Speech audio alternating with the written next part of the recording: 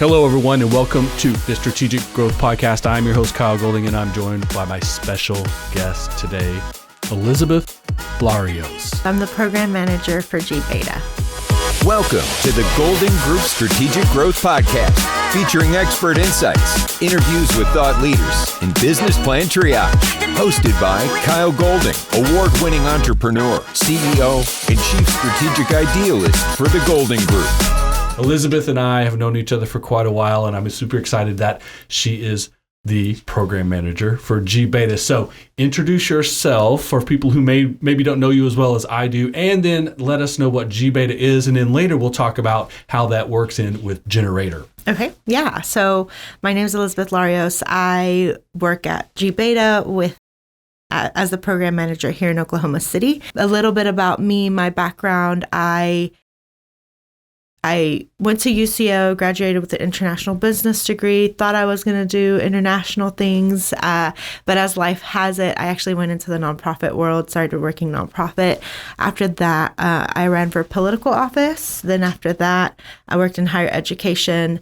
And somehow all those roads led me to working in economic development with the city. And so I got to do a lot of really fun projects with the city of Oklahoma City, worked with the Alliance for Economic Development. And through that, of course, when COVID hit, a lot of focus shifted from real estate development projects to a lot more small business projects and helping small businesses thrive because they are the core of our economy.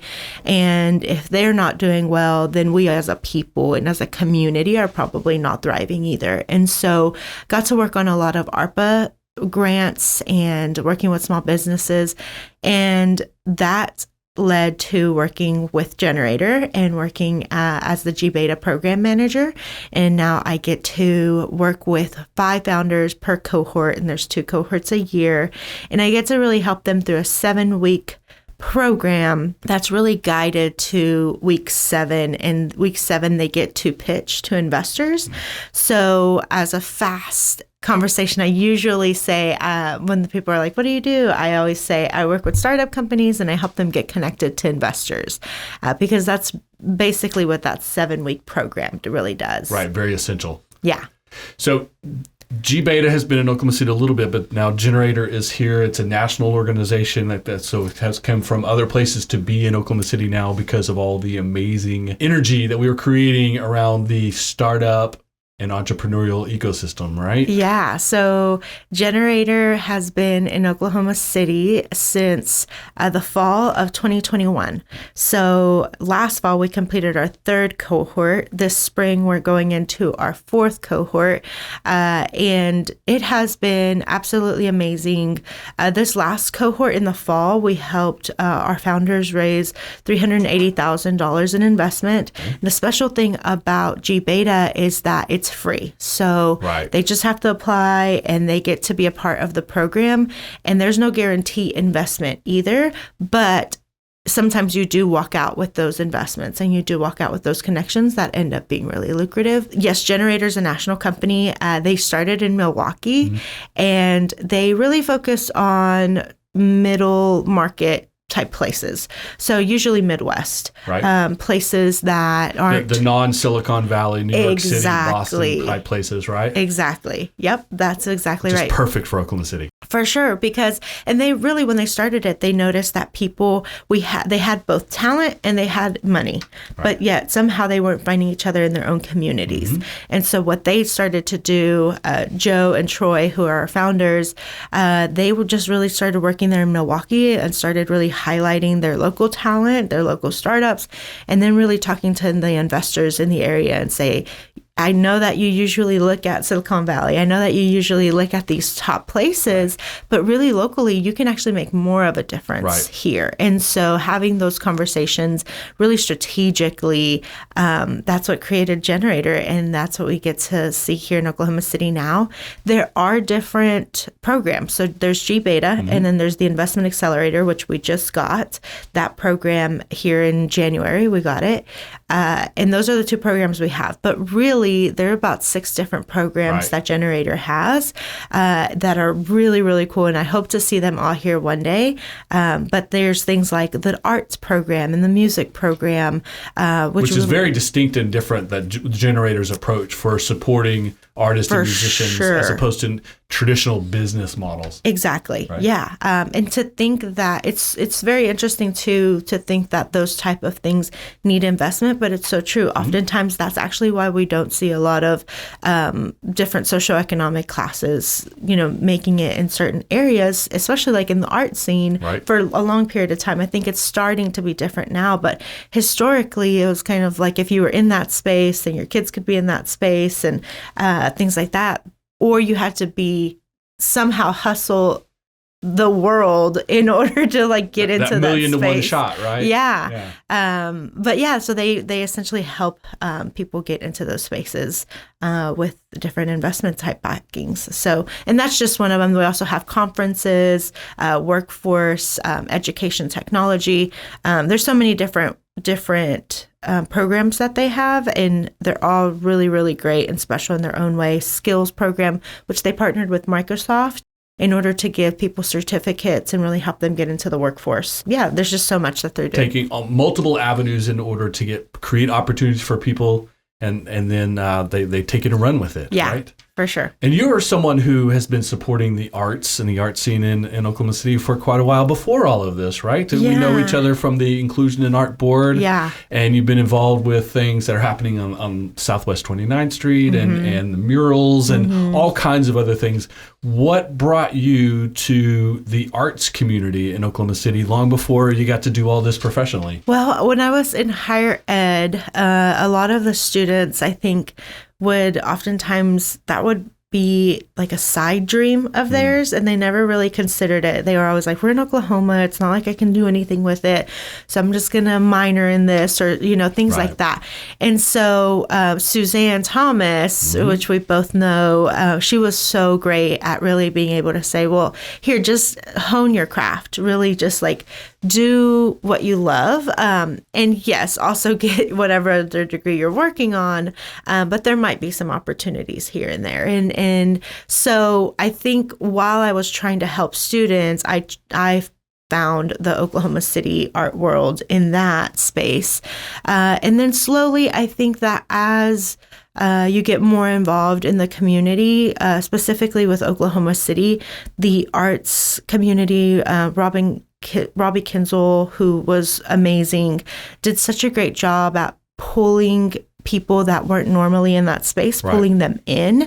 And I remember one time she brought me into it was like a committee of some sort. They were applying for a national grant and they wanted different communities' perspectives. And so they brought me in through both higher ed, as a higher ed community outreach person, but then also through my Hispanic community. And so she was kind of trying to get some ideas and thoughts about some cultural questions that she had. I just remember sitting in that big group and being very intimidated because it was like a boardroom of sorts. And she was just so great. Her and Susan, which has also passed away now, they were both, Susan Atkinson, they were both really great at pulling people into those spaces and really talking about art and public art and placemaking in a very different way that when we talked about it, I just talked about what we needed and the lived environment that we were in and what I grew up around and what would be nice. And slowly they were like, you just essentially gave us a great thesis for our grant, and I was like, oh, I was just talking, So I think that just kind of the stars aligned, I think, is kind of how I got involved. And eventually, the more you want to be involved, the more you can be involved. True. And so I did. I wanted to be more involved, and I wanted to be a part of what was going on in my own community. And they gave me an opportunity to do that. I think that's actually one of the most overlooked aspects of living and working in Oklahoma City. For sure. The world's biggest small town, if you will. But there are a lot of communities out in the world where if you wanted to make a difference, whether volunteering and being on a board, being on a civic panel, etc., that you don't find that here. You can show up and volunteer your time and efforts and ideas and immediately be heard, immediately be part of the process, right? Yeah. So you have community engagement. You're an arts supporter. You talked about your background in education, even politics, and now all of this comes together as you're working with businesses, startups specifically. How do you feel like that variety of background and experiences kind of funnels into what you do now at gBETA and how you're working with these startups and young businesses as they try to navigate the world? Yeah. So originally when I got my international business degree, the goal was to start my own nonprofit and help businesses in a third world country and like help them to be self-sustainable in their own areas. And that was the goal. And then it's a good goal. Yeah. It's a great idea. Great idea. In 2017, I actually started that organization and we get to do that in Ghana. So that's like a side project that I get to do. Over there, $100 goes a really long way. Right. So I'm a big time investor over there. Here, I can't so much do that. I was doing that already internationally.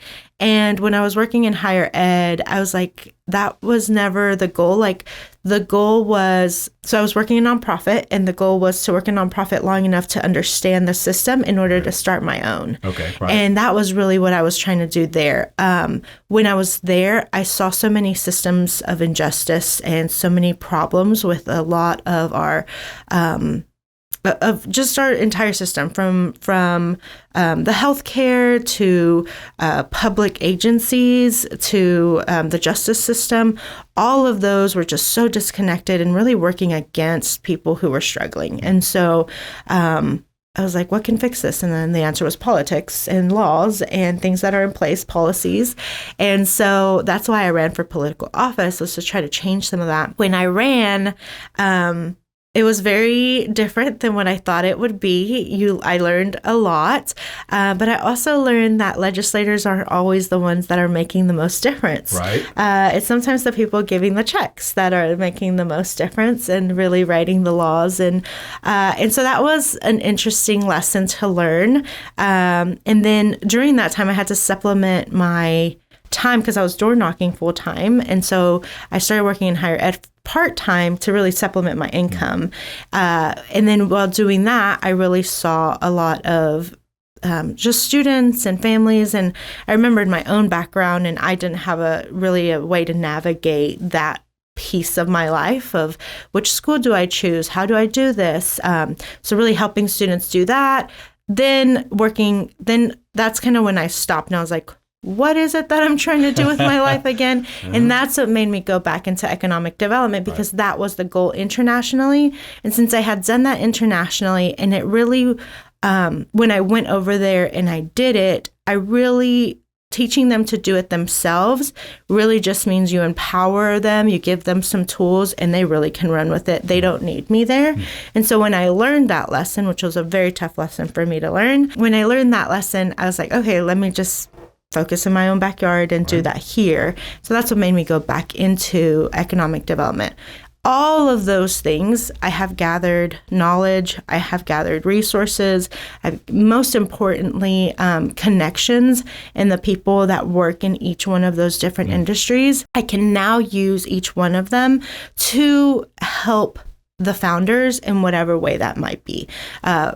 Because those are very different backgrounds, right, I'm able to kind of call somebody up and say, hey, you work in this field. Do you know anybody that, or you yourself, can you do this? Or do you know someone? Right.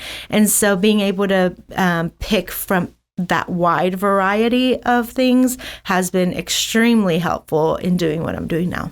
And it's presented you a series of opportunities kind of back to back to back that you've continued to be able to do more and more and increase your reach in the community as well. For sure. And definitely not stopping, not being, just because you're out of that field doesn't mean you should be disconnected from it again. I think even now, moving into this role, it's so interesting because everybody's circle always gets smaller. Like that's the same circle. You see the same people at different events. Sure.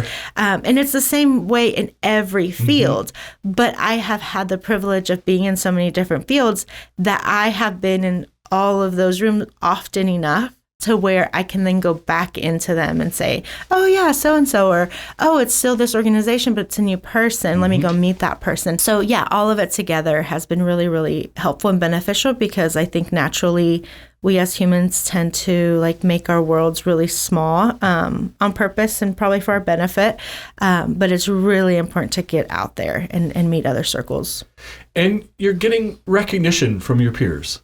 Your name is being on all the power list, the under 40 list, the women in business list, being featured in magazines, etc. Yeah. A lot of success coming your way because of your tenacity to continually find better ways to do things.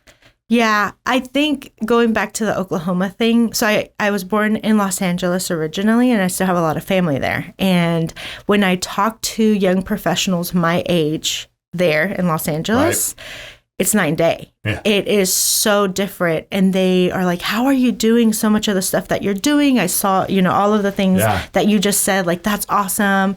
And I say, if you move to Oklahoma, you could probably do the exact same thing. Like right now, you are struggling so hard to be seen, to be noticed, and you work so hard. In Oklahoma, you just really have to want it. You really have to try.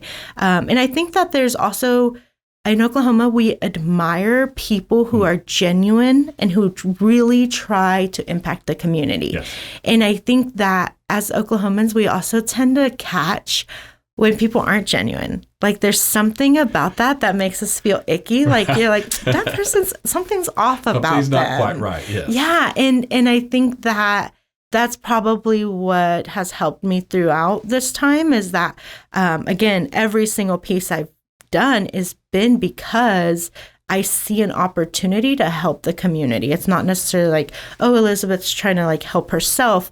It really has never been about that. It's always been about how can I empower the community with what I know. And so I think that Oklahoma is really special in highlighting people like that. I agree totally. Oklahoma is a great example of a rising tide lifts all boats. Yeah. And definitely a lot of people call it, being a big fish in a small pond, but it is the opportunity to do that because in those big ponds, those little fish always get overlooked. Yeah. But here we get to have impact. Mm-hmm.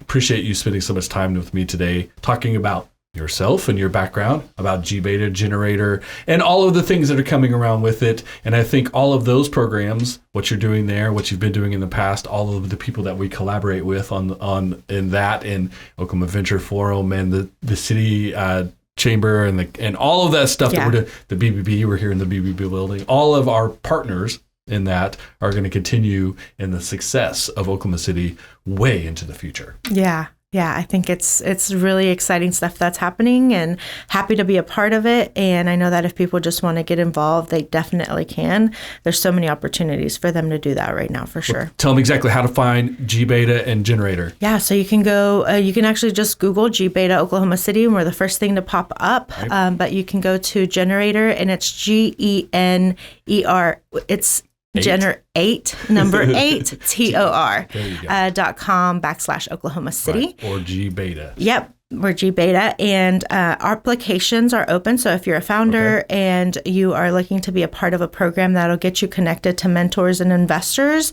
that program, we have applications open, and it's open until the end of the month, the last day of the month here in March. And then our program will kick off the 13th of April. There you have it, folks. Gener8tor, gBETA. Elizabeth Larios, Oklahoma City Economic Development Champion. Thanks for being on the podcast today. Thank you for having me. Thank you for listening to the Golden Group Strategic Growth Podcast. Please subscribe so you never miss an episode. Follow the Golden Group on social media.